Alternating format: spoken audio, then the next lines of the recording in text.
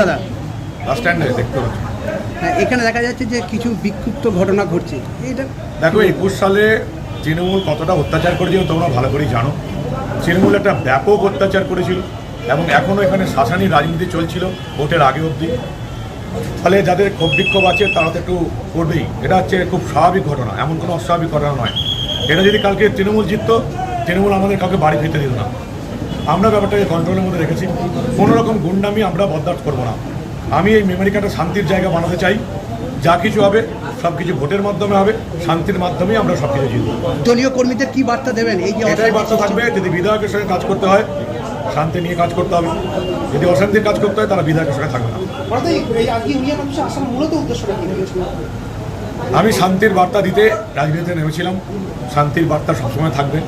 Union অফিসে কিছু বিক্ষিপ্ত লোক ঢুকে পড়েছিল, যারা আগে অত্যাচারিত হয়েছে এমন কিছু লোক, এবং তাদেরকে আমরা দেখতেই পাচ্ছ একদম পুরো পরিষ্কার। আমি এলাম, মাঠ পরিষ্কার করে দিয়েছি। যারা এখানে এখন আছেন, যারা কর্মী যারা আছেন, তারা নিশ্চিন্তে এখন শান্তিভাবে কাজ করছে। আপনারা ওদের কাছ থেকে জিজ্ঞেস করে নেবেন। বারবার আপনি সিস্টেম চেঞ্জের কথা বলেন এবং যখন আপনি আপনার প্রচারে তো পার্টির মধ্যেও সিস্টেম চেঞ্জের কথা, এটা কতটা চ্যালেঞ্জ মনে হচ্ছে আপনাদের কর্মীদেরকে নিয়ে? এই চ্যালেঞ্জ আমি রাখবো, সিস্টেম চেঞ্জ করেই ছাড়বো। এখানে কোনো গুন্ডামি বরদাস্ত হবে না। যাকে যে বিক্ষিপ্ত হচ্ছে এক দুদিন, সেটা তৃণমূলের অত্যাচারের কারণে হয়েছে। তোমরা ভালো করে জানো 21 এবং 24 সালে তৃণমূল কী করেছিল। ফলে এই বিক্ষিপ্ত ঘটনা একেবারে স্বাভাবিক ঘটনা।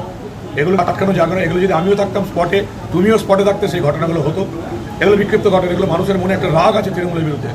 21 এবং 24-এ প্রচুর অত্যাচার করেছে, কিন্তু তবু এই মেমারিতে এখন অবধি তেমন কিচ্ছু ঘটে না। যেগুলো ঘটছে বিক্ষিপ্ত ঘটনা, খুব সামান্য ঘটনা। এটা যদি তৃণমূল হতো তাহলে তৃণমূলের অত্যাচারে বিজেপি কর্মীরা আজকে আর বাড়ি ফিরতে পারতো না। কিন্তু এগুলো আমরা কন্ট্রোলের মধ্যে রাখবো। ভালোবাসার রাজনীতি শুরু। মেমারি বিধানসভার সমস্ত নাগরিক এবং সমস্ত ধর্মীয় মানুষের উদ্দেশ্যে কি বার্তা দেবেন? মেমারিতে শান্তি প্রতিষ্ঠা হবে, যেটা সিপিএম আমলে ছিল না, তৃণমূল আমলে ছিল না। শান্তি প্রতিষ্ঠা হবে, সিস্টেমের মধ্যে দিয়ে চলবে এবং মেমারিতে কোনো ভয়ের রাজনীতি থাকবে না। এটা আমি মেমারিবাসীকে একেবারে কথা দিতে পারি। মানব গ্রহ জিন্দাবাদ, মানব গ্রহ।